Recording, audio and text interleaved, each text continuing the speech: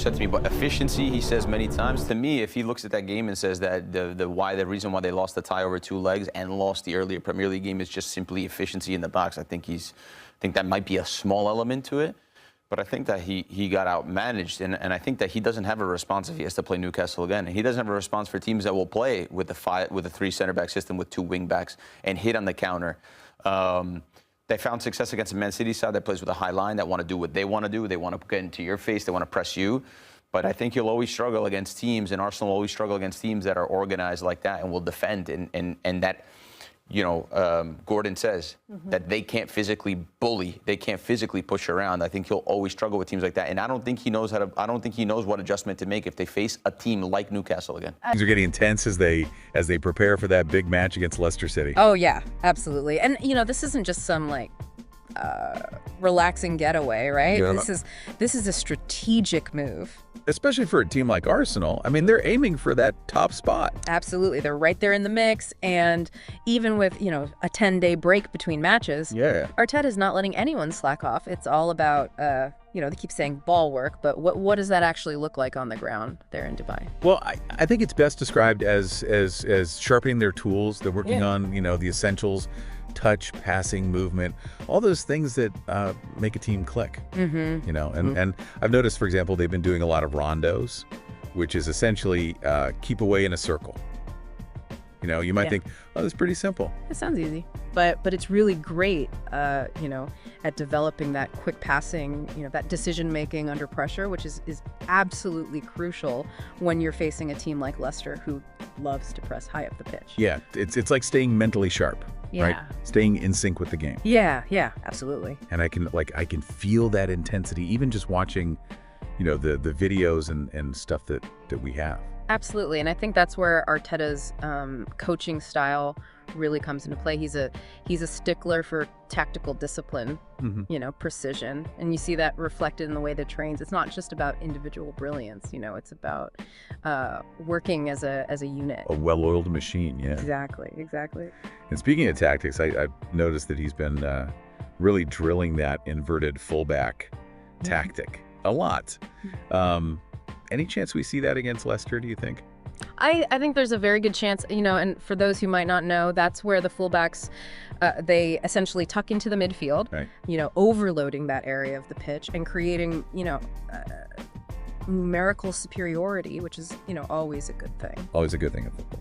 Yeah, absolutely. And it's a great way to control possession, right? Dictate the tempo of the game. And especially against a team like Leicester, who like to play on the counterattack, if Arsenal can, pin them back and disrupt that rhythm, I mean, that could give them a real edge. It's like a chess match. Yep. Absolutely. All these moves, Yeah. Fascinating. So speaking of, the opposition, how do you think Arsenal is, kind of dissecting Leicester's weaknesses, right? How are they preparing for that?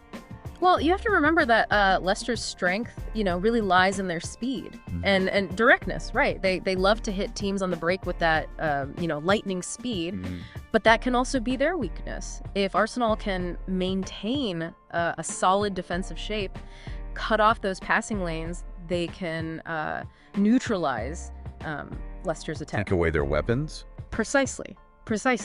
I like it. So, I mean, at the end of the day, what can fans realistically expect, right, when these two titans clash? Well, one thing's for sure, Arsenal will be ready, not just physically, right? Yeah. But mentally, and that's a powerful combination. They'll be ready for Leicester's pace, their aggression, their tactical shifts. It's gonna be a really fascinating matchup. I'm excited for this one for sure.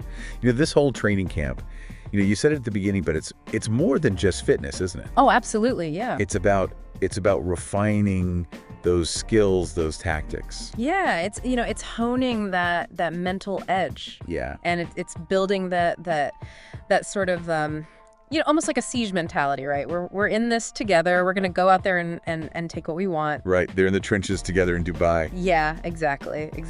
So the big question is, will all this preparation translate to a win?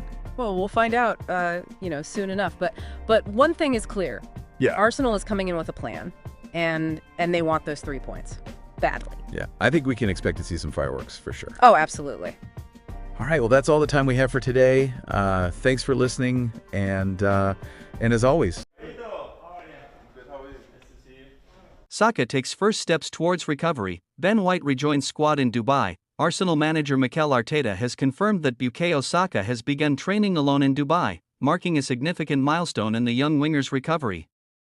Saka, who has been sidelined with an injury, was given the green light by Arsenal's medical team to start light training in the gym. According to Arteta, Saka has now progressed to training alone in Dubai, where the team is currently holding a warm weather training camp. This is a promising sign that Saka is on track to return to action soon. Bukayo has started training alone, and we're hoping he'll be back with us soon, Arteta said.